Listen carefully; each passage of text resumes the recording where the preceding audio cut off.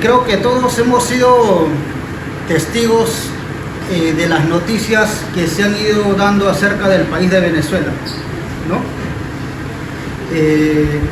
Y también hemos sido testigos del fraude electoral que se ha llevado en ese país. Este fraude electoral trae la complicidad también del Consejo Electoral Nacional y ha formado un régimen dictatorial por Nicolás Maduro, que no ha podido sustentar el triunfo que dice tener.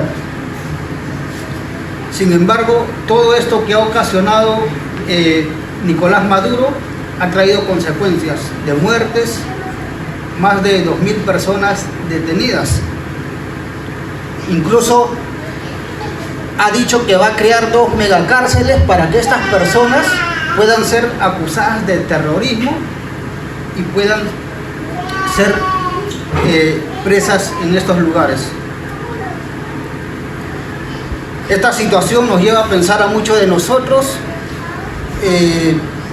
que pensamos en gobiernos justos que tengan planes estratégicos y claros, y son anhelos que como país quisiéramos alcanzar, no solamente en Venezuela, sino también aquí. Y seguramente también muchos de nosotros tenemos en mente políticos, personajes que hemos conocido, hemos escuchado, que pudiéramos decir: este sería un buen candidato para nuestro país, este candidato tiene un buen perfil. Y seguramente nosotros mismos también hemos dicho: ¿qué ideas tendríamos para que la nación podría despegar por fin y ser un país con mucha justicia? Constantemente estamos imaginando cómo sería un mejor gobierno. Entonces deberíamos preguntarnos nosotros: ¿cómo vivimos en medio de esta sociedad corrupta, siendo discípulos de Jesús? Vamos a poner atención a lo que nos dice las Escrituras y dejemos que Dios mismo nos hable por medio de ellas en el libro de Apocalipsis 8, del 6 al 13. Las primeras 4 trompetas.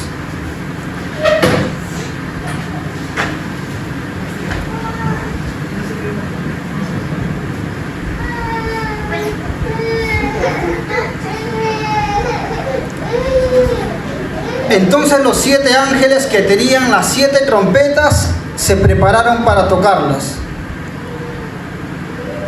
El primero tocó la trompeta y vino granizo y fuego mezclados con sangre y fueron arrojados a la tierra. Se quemó la tercera parte de la tierra, la tercera parte de los árboles y toda hierba verde. El segundo ángel tocó la trompeta y algo como una gran montaña ardiendo en llamas fue arrojado al mar, y la tercera parte del mar se convirtió en sangre.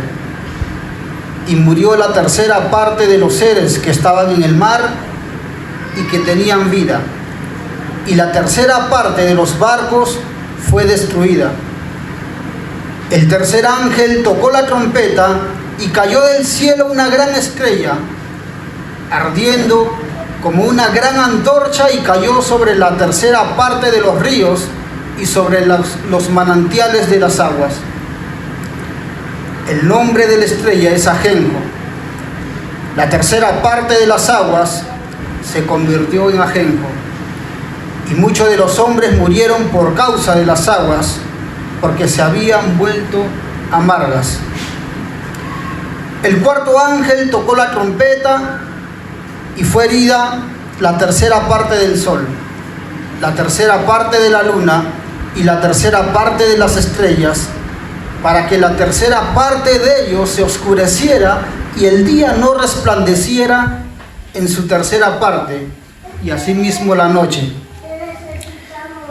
Entonces miré y oí volar un águila en medio del cielo que decía a gran voz: ¡ay, ay, ay de los que habitan en la tierra a causa de los toques de la trompeta que faltan, que los otros 3 ángeles están para tocar.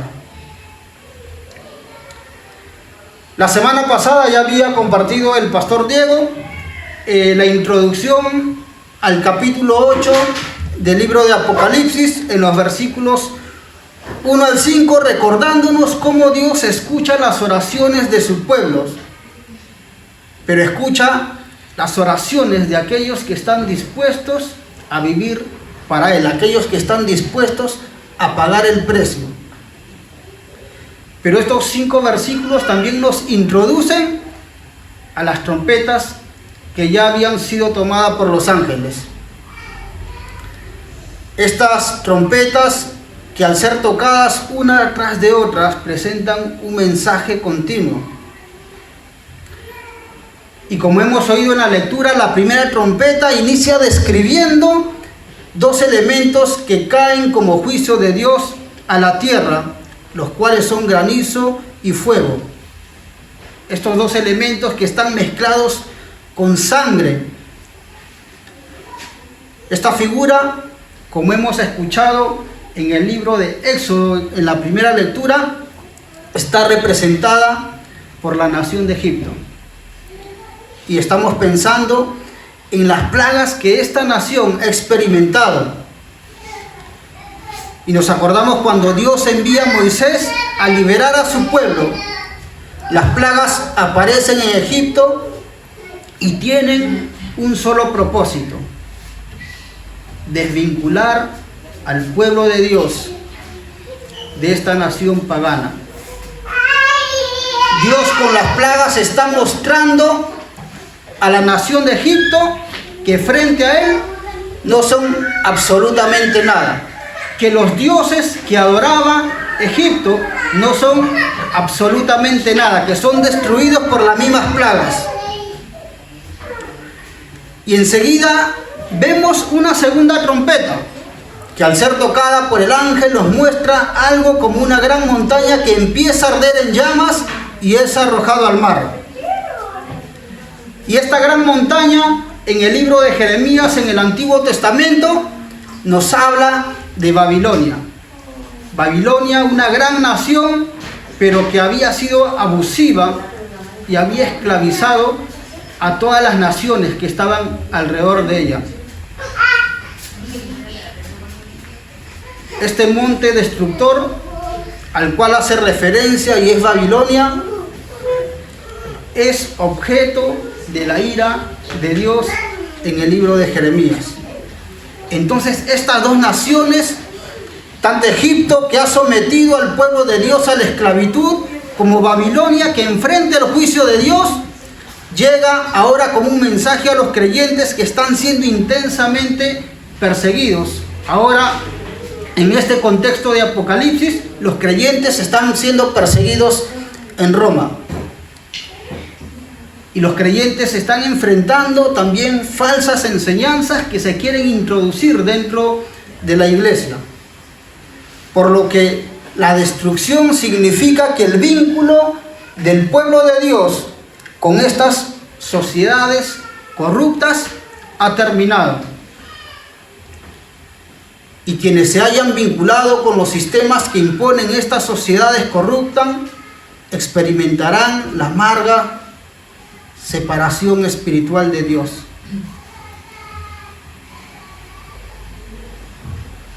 El Espíritu Santo quiere decir que debemos considerarnos en rebeldía al modelo que la cultura quiere imponer sobre nosotros y no participar de estas sociedades corruptas que pretenden hacernos esclavos. Y puede ser, si recordamos una frase que mencionó el pastor Diego la semana pasada, donde el diablo constantemente nos está sobornando. Nos acordamos de esa frase, que hay un soborno diabólico constantemente para corromper las estructuras que hay en nuestra sociedad. Y estamos pensando que un modelo de gobierno de repente afines a nuestras ideas, a nuestras convicciones, pueden resolver muchas cosas. O que callar ante el abuso y el sufrimiento es mejor para no poner quizá en peligro mis negocios o mi trabajo o una posición que puedo tener. O quizá pensamos que puedo ser cristiano y a la vez abrazar ideas que me beneficien, pero que perjudiquen a otras personas. O que quizá es mejor trabajar más para dejar un buen patrimonio a mis hijos, a costa de sacrificar tiempo con ellos y con la familia. Pensamos muchas veces que las palabras amorosas a los hijos, a la esposa, a la familia no son necesarias porque seguramente ellos entienden que los amo y yo se los demuestro con todas las cosas materiales que les doy constantemente. O incluso podríamos hablar también de situaciones que pasan dentro de la iglesia. Pastores que pueden callar y esconden los abusos que ocurren dentro de la iglesia para mantener su supuesta imagen o reputación. Todas esas cosas deben ser denunciadas. El régimen corrupto de Nicolás Maduro en Venezuela compra conciencias. Otorga a los creyentes beneficios para tenerlos en silencio ante las injusticias. Hay un bono en Venezuela que se llama el bono El Buen Pastor, donde 37.000 pastores reciben el sueldo mensual por parte del gobierno con tal de callar. Y no solo eso, sino que por cada miembro nuevo que viene a la iglesia, ese miembro recibe también un sueldo mensual. Sobornos para callar las conciencias y la injusticia.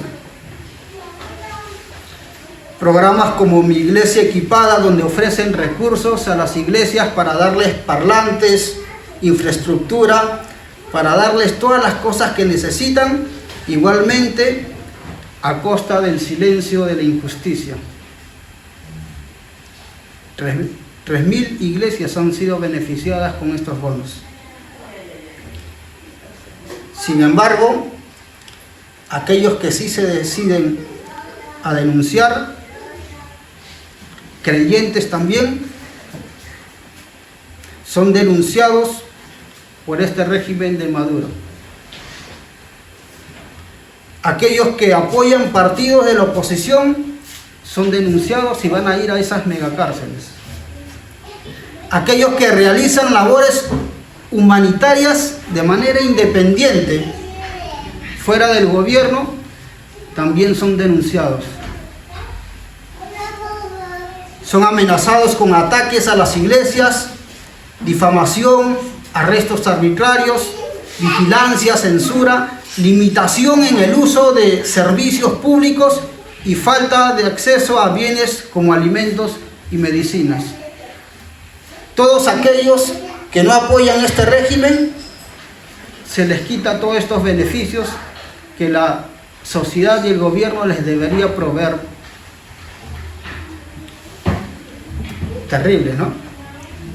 Que el acceso de alimentos y medicinas y educación solo está reservado para aquellos que son parte de este régimen.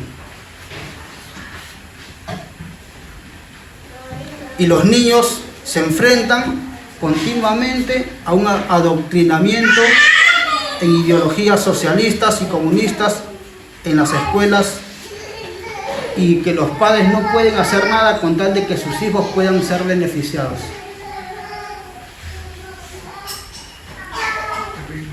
Los padres cristianos no pueden educar a sus hijos de acuerdo a sus convicciones. Y las iglesias tampoco pueden ofrecer educación a los niños. y lo que el Espíritu Santo nos quiere decir, y por lo cual ha reservado este mensaje, es para llamarnos a desasociarnos de la corrupción de nuestras sociedades, pero recordando que nuestra vocación es ser sal y luz en medio de esta cultura podrida y corrupta. Entonces, ¿cómo vivimos en medio de la cultura y sociedad corrupta siendo discípulos de Jesús? En medio de esta cultura corrupta que impone pensamientos individualistas y que se aferra al poder aún a causa del sufrimiento ajeno, debemos recordar quién es nuestro verdadero y único Rey. Y que bajo los términos de este Rey es por los cuales los hijos de Dios deben vivir.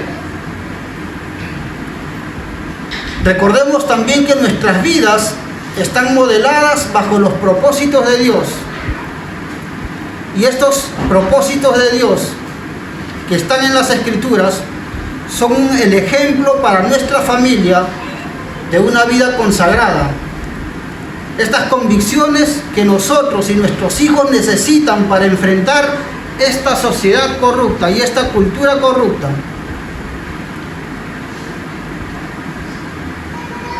Estas palabras que nosotros recibimos de Dios son las que nuestras familias necesitan para enfrentar toda la corrupción y toda la podredumbre que hay afuera. Sin embargo, esta sociedad esclavista nos impone corromper a nuestra familia, nos impone corromper nuestros lugares de trabajo. Esta sociedad esclavista impone la corrupción en los sistemas de gobierno y también en la educación. Dios es el que nos llama a vivir para Él. Y debemos vivir para Él a la altura que corresponde vivir a los santos que han sido llamados y perdonados por Cristo, que han sido limpiados y redimidos por la sangre del Cordero. Y es donde nuestro corazón se debe deleitar y sentir gozo al saber que nosotros vivimos y lo que nosotros estamos viviendo es parte de un reino perfecto y glorioso cuando estemos juntamente con Él. Escuchemos las palabras que Jesús nos dice en el Evangelio de Juan, en el capítulo 18, verso 36. Jesús respondió: mi reino no es de este mundo. Si mi reino fuera de este mundo, entonces mis servidores pelearían para que yo no fuera entregado a los judíos, pero ahora mi reino no es de aquí. Si Jesús nos dice que su reino no es de este mundo, entonces vivamos nosotros como hijos de Dios, bajo los términos de Dios, siendo que el Señor nos ha llamado a vivir bajo sus términos. Oremos en respuesta a su mensaje. Vamos a tener un tiempo de oración. Padre amado, te damos gracias por recordarnos en dónde deben estar enfocados nuestras motivaciones y nuestras fidelidades. Perdónanos, amado Dios, porque muchas veces no somos conscientes de esto y vivimos como si perteneciéramos a este mundo. Amado Dios, queremos vivir para gloria y alabanza de tu nombre. Queremos vivir de tal manera que podamos ser luz y sal en medio de esta sociedad individualista. Que nuestras vidas sean lámparas para que otros también conozcan tu reino. Te lo pedimos en el nombre poderoso de tu Hijo, nuestro Señor y suficiente Salvador Jesucristo. Amén.